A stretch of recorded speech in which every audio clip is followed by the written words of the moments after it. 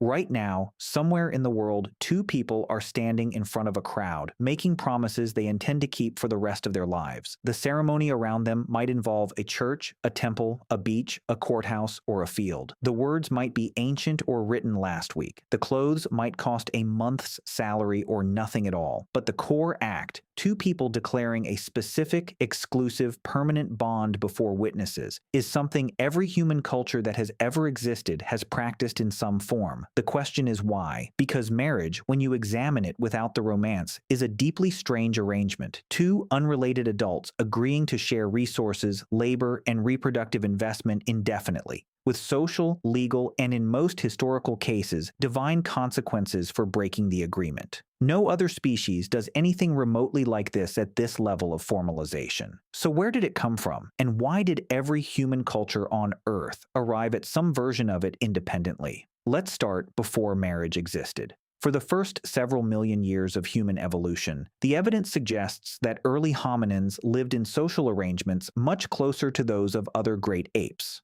Dominant males had preferential mating access. Females raised offspring with assistance from female relatives, mothers, sisters, aunts, more than from specific male partners. Pair bonding existed in some form, but the formalized, exclusive, socially recognized commitment we call marriage did not.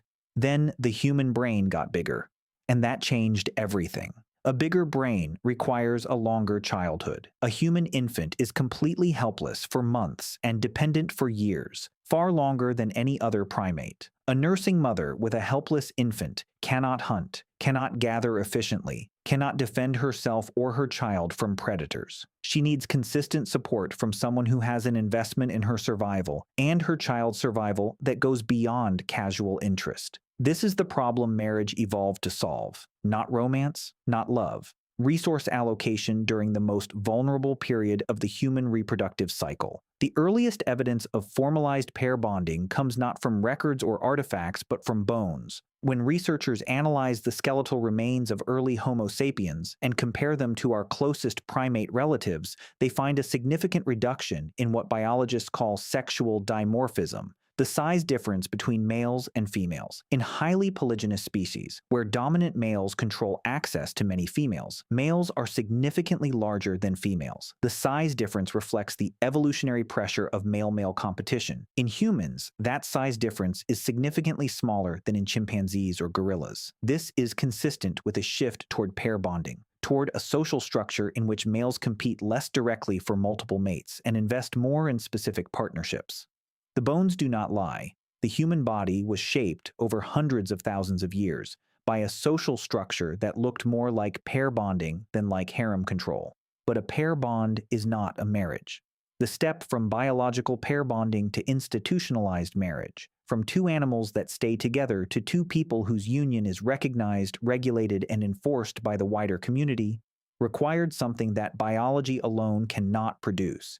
It required other people to care about your relationship, and the reason other people cared is entirely practical. In small hunter-gatherer groups, every resource, food, labor, protection, knowledge, flows through social relationships. Who is obligated to help whom? Who has claims on whose children? Who controls which territory? Who can call on which alliances in times of crisis?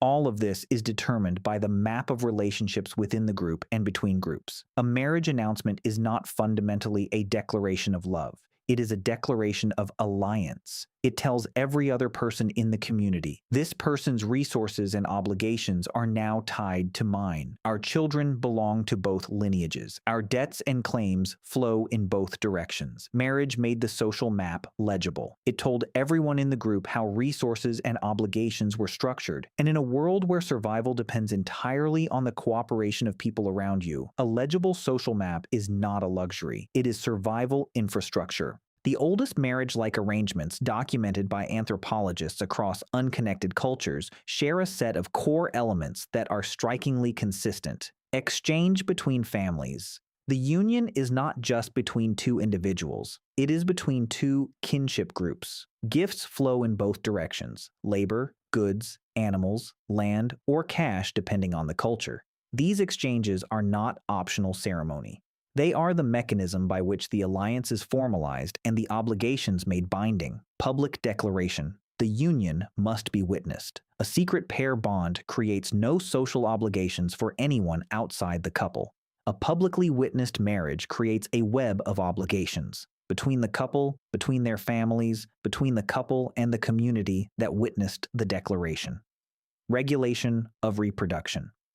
Who has legitimate claim to the children produced by the union is one of the central concerns of virtually every marriage system ever documented. The question of whose children are whose, and therefore who is obligated to feed, protect, and transmit resources to them, is not a sentimental question in a world without DNA testing. It is a question of resource allocation that determines survival. Then came property, and marriage became something more complicated. In hunter-gatherer societies, there is almost nothing to inherit. You own what you can carry. When you die, your possessions are minimal and your relationships dissolve back into the community. Marriage in this context is primarily about labor sharing, child rearing, and alliance. But when humans developed agriculture, roughly 10,000 years ago, everything changed. Suddenly, there was land. There were crops. There were herds. There were accumulated surpluses that could be passed from one generation to the next. There was, for the first time in human history, meaningful wealth. And wealth requires inheritance, and inheritance requires certainty about lineage. This is the moment when control of female sexuality became one of the primary functions of marriage in many agricultural societies. A man with accumulated property needed to know which children were his before he died, and his property was distributed. The institution of marriage transformed, in many cultures, from a mutual alliance between roughly equal parties into a mechanism for controlling paternity, which meant controlling women. The history of marriage from this point forward is largely the history of that tension between marriage as mutual alliance and marriage as ownership structure, playing out across thousands of years and hundreds of cultures. The Romans formalized marriage into law. The Catholic Church made it a sacrament in the 12th century, taking it from a family arrangement into a religious institution. Protestant reformers in the 16th century pushed it back towards civil law. Every era, every civilization, every religious tradition has rewritten marriage to serve its own needs, sometimes prioritizing alliance, sometimes property, sometimes reproduction, sometimes companionship, occasionally love. Love as the primary basis for marriage is, in historical terms, extremely recent. For most of human history, in most cultures, marrying for love was not considered a serious reason to marry. It was considered an unstable foundation because love is temporary and unreliable, while alliance, property, and obligation are structural. The idea that two people should choose each other based primarily on romantic feeling, without significant input from families and communities, became widespread in Western culture only in the last 200 years. Every prior generation would have found this arrangement strange. Not wrong. Strange. The way a society based on cooperation and shared obligation finds strange the idea of making the most structurally important decision of your life based primarily on how someone makes you feel. And yet here we are. The form has changed almost beyond recognition. The functions have multiplied and shifted. The legal structure varies by country, century, and culture. The religious meaning depends on which tradition you ask. The romantic expectation loaded onto it today would have baffled every human ancestor who practiced some version of it, but the core remains. Two people, a declaration, witnesses, an acknowledgement by the wider community that something has changed, that these two lives are now structurally linked, that obligations flow between them, that the social map has been updated. Marriage did not begin as a celebration of love. It began as a solution to a problem, the problem of how a species with helpless infants, accumulated resources, and complex social obligations could coordinate the most fundamental unit of cooperation. Two people agreeing to show up for each other. Everything else, the flowers, the vows, the dress, the ring, the tears, came later. The agreement came first. And the agreement was never really about the two people standing in front of the crowd. It was about what the crowd agreed to recognize.